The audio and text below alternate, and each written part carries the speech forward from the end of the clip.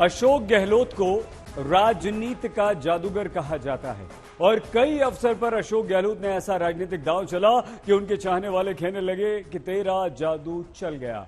मगर इस बार अशोक गहलोत ने जो राजनीतिक चाल चली है उसके बाद कांग्रेस के ही खेमे से आवाज आ रही है कि तेरा जादू खल गया, क्योंकि गहलोत ने जो राजनीतिक पराक्रम दिखाया उसमें कोई और नहीं, खुद कांग्रेस आलाकमान ही पशुपेश में आ गया। अब स्थिति यह है कि राजस्थान में कांग्रेस के भीतर ही रण है और हां, भीषण है।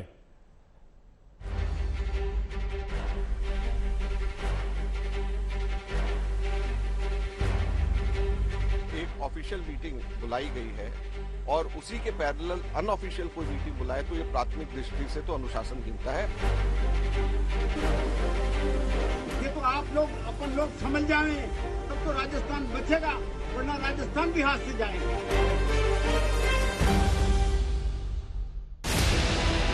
कांग्रेस 2023 में बीजेपी से जब लड़ेगी तब लड़ेगी। फिलहाल खुद से ही कांग्रेस की लड़ाई है। इस लड़ाई का सार है वो बगावत जो गांधी परिवार या यूं कहें कि कांग्रेस आलाकमान के खिलाफ पहले कभी नहीं हुई। जी हां, कहां तो तय होना था कि कांग्रेस का अध्यक्ष कौन बनेगा, राजस्थान का मुख्यमंत्री कौन बनेगा, विधायकों से पूछा जाना था कि उनकी पसंद कौन है। इसीलिए तो मल्लिकार्जुन खड़गे और प्रभारी अजय माकन जयपुर पहुंचे थे, मगर उन्हें क्या मालूम था कि वहां तो अलग ही तरह का चक्रव्यूह बना हुआ है। बैरक लौटे अजय माकन और खड़गे। शांति धारीवाल जी, डॉक्टर जोशी और प्रताप काचरियावास, ये तीनों विधायक उनके नुमाइंदे के तौर के ऊपर हमारे पास में आए और उन्होंने 3 शर्तें रखी।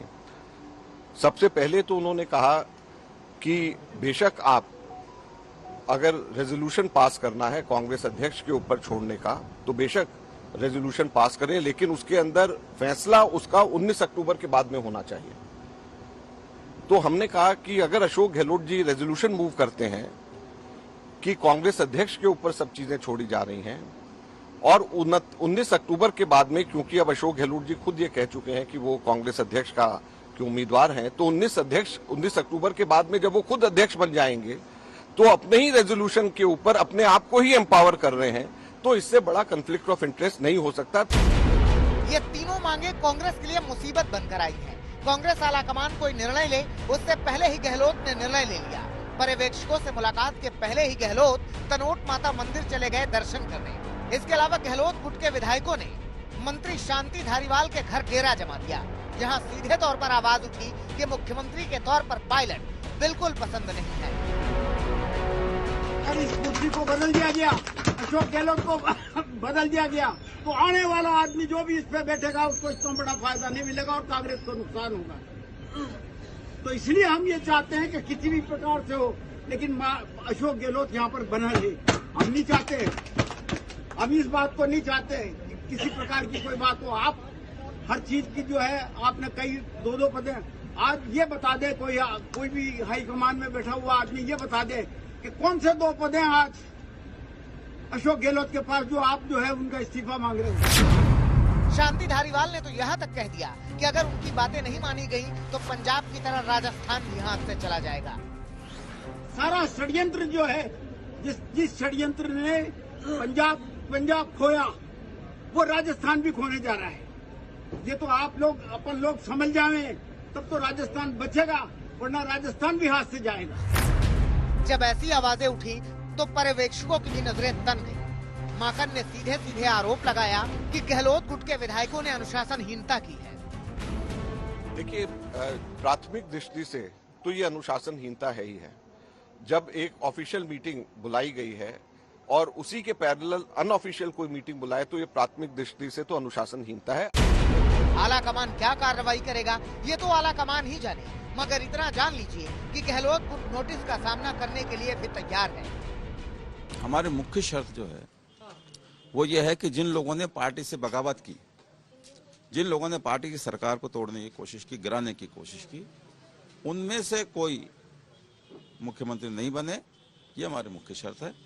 इसके अलावा तो सामान्य बातें हैं, 19 से पहले हो, 19 के बाद हो। अगर हमें 19 के बाद भी हमारी शर्त यही रहती, 19 से पहले भी हमारी शर्त ये है, इसलिए हमने किसी बात पे कोई एडमेंट हो की बात नहीं की। अपनी बात हमने हाईकमान के जो प्रतिनिधि आए थे उनको पहुंचाने की कोशिश की। इधर गहलोत गुट अड़ा हुआ है जनपद जा रहे हैं लगे ना और वहाँ पर जो कुछ घटनाएं घटी है उसके बारे में डिटेल से बताएंगे, हमारी रिपोर्ट रखेंगे और अंतिम हमारी कांग्रेस अध्यक्षा जो निर्णय लेगी। कांग्रेस अध्यक्षा ने हमारे से एक लिखित रिपोर्ट पूरे घटनाक्रम के ऊपर मांगी है और वो लिखित रिपोर्ट आज रात या कल सुबह तक के हम कांग्रेस अध्यक्षा को दे देंगे। कांग्रेस अध्यक्षा को हमने बहुत विस्तार से सारी की सारी बातों को बताया था। सूत्रों के मुताबिक कांग्रेस आलाकमान ने राजस्थान मामले में सख्त रुख अपना लिया है। सोनिया गांधी को गहलोत गुट के विधायकों की मांग मंजूर नहीं है, मगर गहलोत गुट अपनी दलीलें दे रहा है। कल एमएलए का कहना यह था कि राजनीति में, डेमोक्रेसी में बहुमत से फैसला होता है।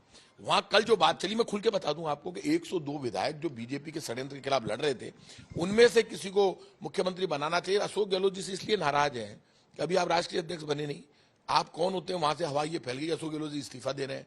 कल मुख्यमंत्री कहते बोले हमें तो पता ही नहीं है, सब बिना हमसे पूछे कर दोगे क्या। भारत जोड़ो यात्रा कर रहे राहुल गांधी भी हालात पर नजर रखे हुए हैं। उन्होंने वेणुगोपाल को दिल्ली रवाना कर दिया है।